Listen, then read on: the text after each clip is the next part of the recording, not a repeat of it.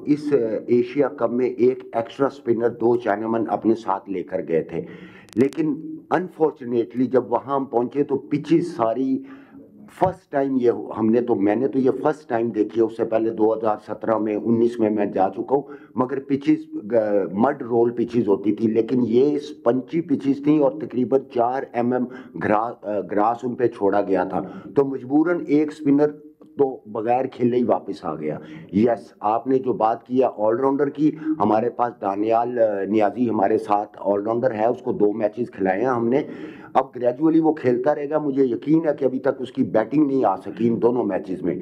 तो मे भी हम जो आप बात कर रहे हैं कि रज़ाक और अजहर महमूद जैसे या वसीम अकरम जैसे ऑलराउंडर, तो मे भी जब उसको एक्सपोजर दें तो इंशाल्लाह वो भी इस काबिल हो सकता है। तो यहाँ से जब हम गए थे हमारा प्लान था कि टीम गेम पे रहेंगे हमेशा, और जी मुझे फील हुआ कि मैंने उस तरह से परफॉर्मेंस नहीं दी जो देनी चाहिए थी, और आगे जो ट्राई सीरीज़ है वर्ल्ड कप है उसमें बेहतर करूँगा।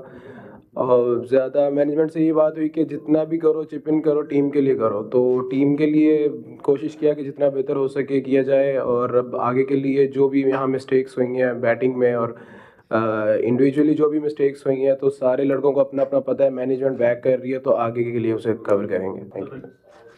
मेरा तास और समीर से जब इंडिया के खिलाफ फाइनल शुरू होने वाला था, एक ज़ाहिर बात है प्रेशर था, पूरी कौम की भी नज़र आपके ऊपर थी, तो क्या प्लानिंग थी, क्या मेंटोर साहब की तरफ से, कोच साहब की तरफ से डायरेक्शंस आई थी कि किस तरीके से कहना? और समीर बड़ी ज़बरदस्त आपकी फाइनल पे बैटिंग ली, फेयरलेस क्रिकेट खेली थी, क्या माइंड करके आप इंडिया के खिलाफ फाइनल खेलने गए थे? दोनों का एक्सप्लेन करें।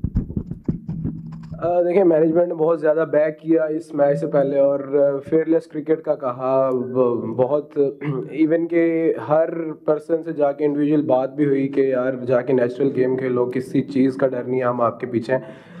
एक बहुत बड़ी बात मैनेजमेंट ने कही कि हार को हम अपने सर पे लेंगे, जीत आप लोगों की होगी। और ये आपके सामने नज़र भी आ रहा है कि सैफी भाई ने, हाजी भाई ने एक ही बात कही है कि यार ये बच्चों की टीम है, बच्चों की एफर्ट है, वो जीत हमें दे रहे हैं। लेकिन अगर खुदा न खास्ता अगर हम हारते, तो उन्होंने हमसे ऑलरेडी कहा हुआ है कि जीत आप लोगों की, हार हमारी है। तो मैनेजमेंट ने बहुत ज़्यादा बैक किया, और बहुत एक अदर हम बीच में अगर मैच हारे भी हैं तो उसमें बड़ा अच्छा रिकवर किया मैनेजमेंट ने। किसी लड़के को ऐसे फील नहीं हुआ कि कहीं मोराल डाउन हो रहा है थोड़ा सा, इवन के फाइनल तक मोराल बहुत हाई था। Can you repeat the question?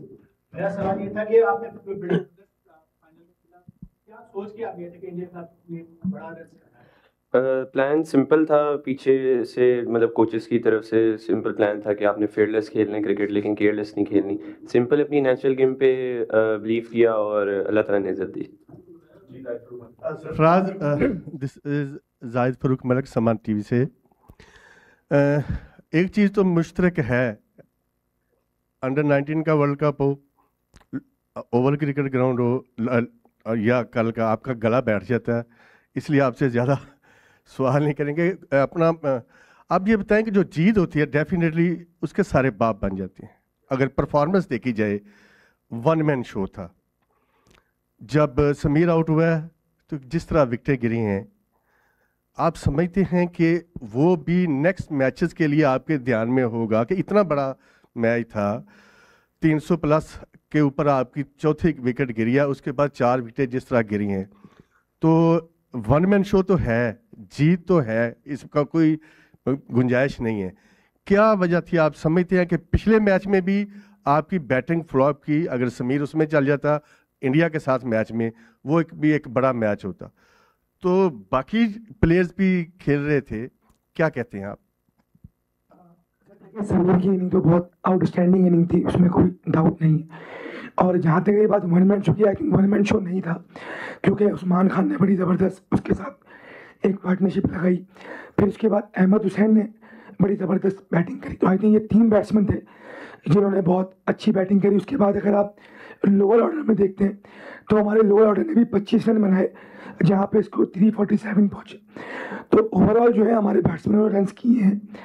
अगर आप यूएई वाला मैच देखते हैं तो वहाँ पे हर लड़के ने 40 किए है, 25 किए है। तो ओवरऑल टीम एफर्ट थी, मुझे नहीं लगता कि उसकी इनिंग बहुत आउटस्टैंडिंग इनिंग थी जिसकी वजह से वो बहुत ज़्यादा हाईलाइट हुआ, लेकिन अहमद हुसैन की इनिंग भी उतनी ही इम्पोर्टेंट थी जितनी समीर की थी। तो आई थिंक ये ओवरऑल मैं समझता हूँ कि कलेक्टिव टीम परफॉर्मेंस थी जिसकी वजह से हम ये टूर्नामेंट जीते।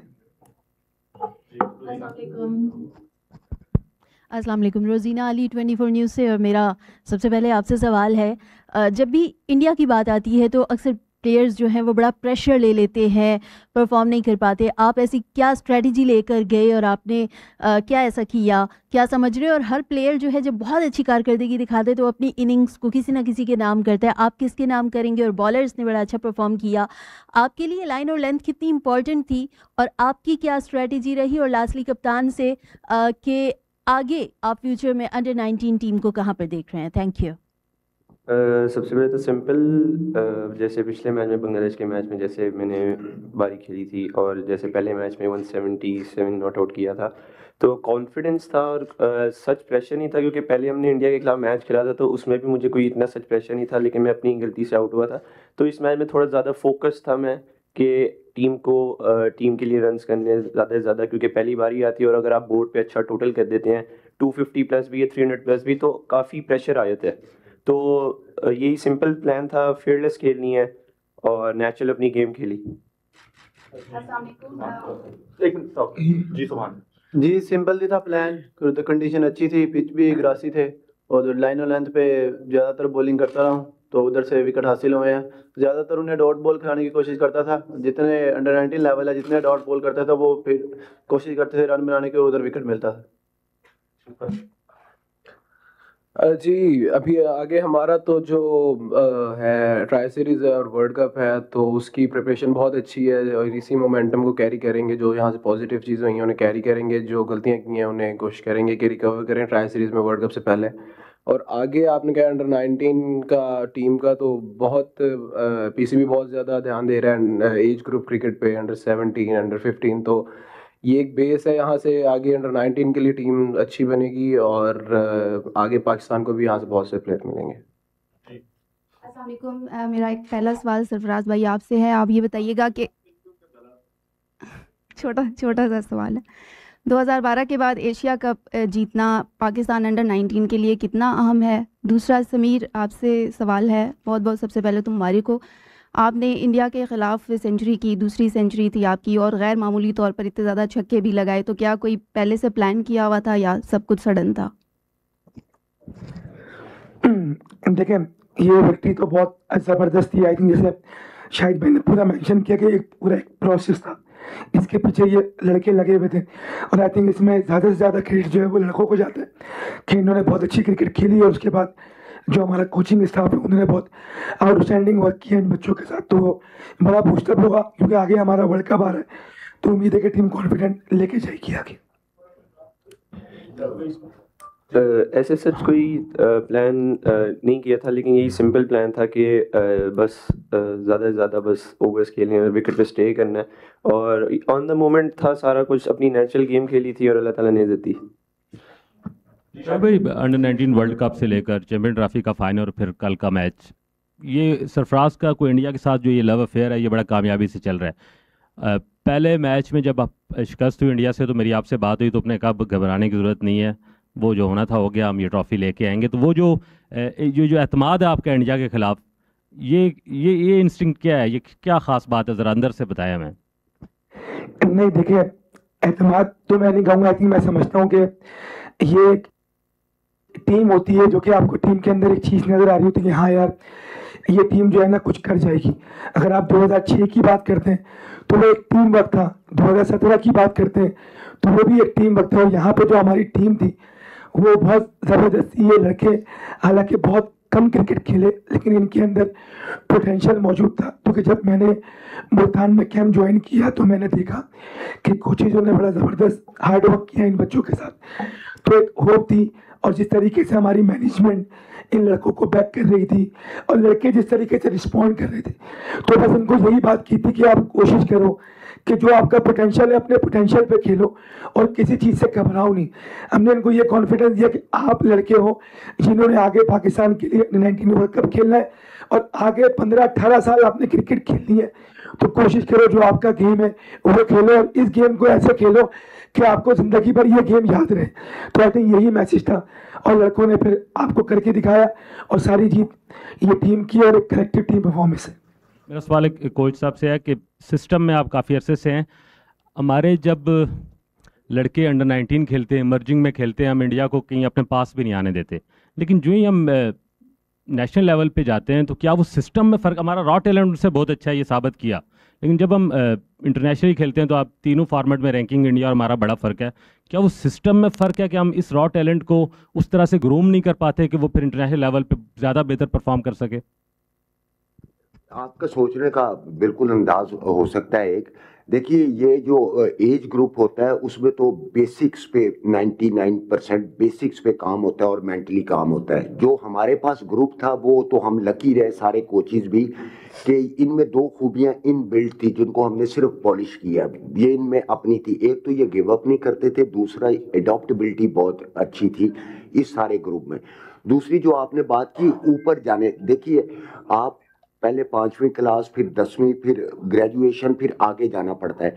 ये लाइफस्टाइल इसमें मैं समझता हूँ कि बहुत काउंट करता है। प्लेयर एक अच्छे बबल में, एक अच्छे माहौल में जब रह रहा हो, जब वहाँ से आउट होता है तो फिर एक लाइफस्टाइल, कई बड़े हमारे खिलाड़ी हम्बल फैमिली से भी आते हैं, तो जब आप पीसीबी के अंडर शेडो आते हैं तो आपको खुराक, आपका बैठना उठना, हर चीज़ प्रॉपर मॉनिटर होती है। तो मे भी कुछ ऐसे एस्पेक्ट्स हों और ये इसकी रेशो बहुत कम है कि ऐसे लोग जो आगे जाके जिनको आपने आइडेंटिफाई किया और वो आगे जाके नज़र ही ना आए हों।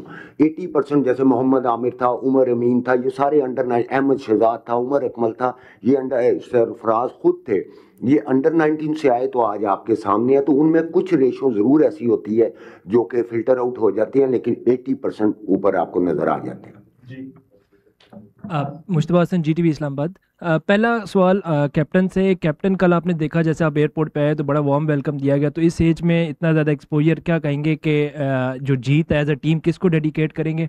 और दूसरा सवाल सरफराज भाई से। सरफराज भाई, पाकिस्तान टीम ने आगे वर्ल्ड कप भी खेलना है, तो अगर आपको कोई अहम जिम्मेदारियाँ सौंपी जाती हैं तो आप उसके लिए ज़हनी तौर पर तैयार हैं? सर कौन सी अहम जिम्मेदारी? जब से कोई भी आपको सर ये मिली भी है ना, ये वाली काफ़ी अभी इसी पे रहते हैं।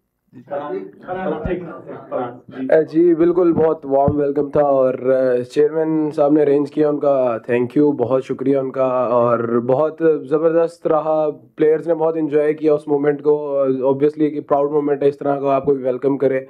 और आई थिंक जिस तरह के प्लेयर्स हैं, जिस तरह के लड़के हैं, तो उन्हें इस चीज़ से कॉन्फिडेंस ही मिलेगा आगे के लिए और एक लाइफस्टाइल बिल्ड करेंगे वो इस चीज़ को कैरी करके। तो एक बहुत ज़बरदस्त वेलकम रहा। और नेक्स्ट एज अ टीम बहुत पूरी नेशन की दुआएं थी हमारे साथ और काफ़ी अरसे से एक पाकिस्तान को एक इस तरह की जीत चाहिए थी और बहुत सी दुआएं थी। इवन के हर इंडिविजुअल पर्सन यही बात करता था, इंडिविजुअल कोई बात नहीं करता था, ये कहता था कि आप ट्रॉफी विन करके आएंगे। पूरी नेशन की दुआएं थी। अस्सलाम वालेकुम सैफी भाई, अरफा फिरोज जियो न्यूज़ से। सैफी भाई, आपकी एक वीडियो बड़ी वायरल हो रही है जिसमें आप कह रहे हैं कि जाहिलों के ख़िलाफ़, जब वो जाहिलों की तरह नहीं खेलना, तमीज़ के दायरे में खेलना है।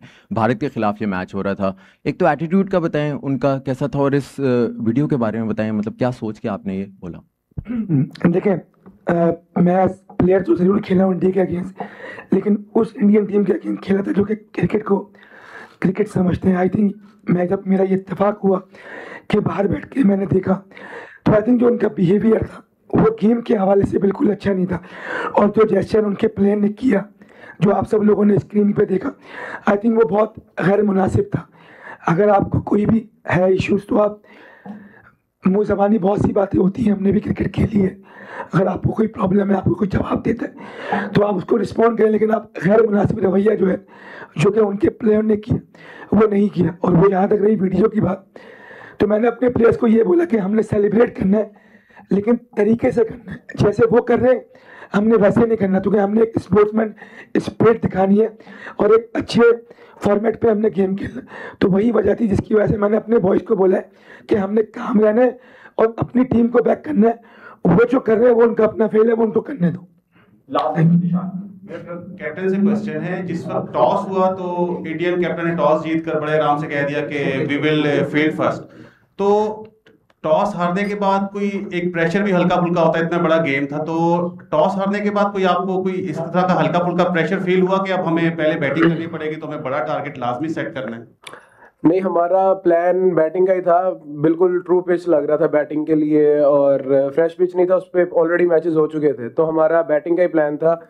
जिस टाइम पे टॉस लूज़ किया मैंने, तो उस टाइम मुझे फील हुआ कि यार वो भी हो सकता है बैटिंग ही करें, उस टाइम थोड़ा सा फील हुआ, लेकिन जैसे ही उसने हमें बैटिंग का कहा तो मेरा मोराल दोबारा से हाई हुआ और बैट्समैन ने उसे यूटिलाइज किया उस अपॉर्चुनिटी। थैंक यू, बहुत बहुत शुक्रिया आप सबका।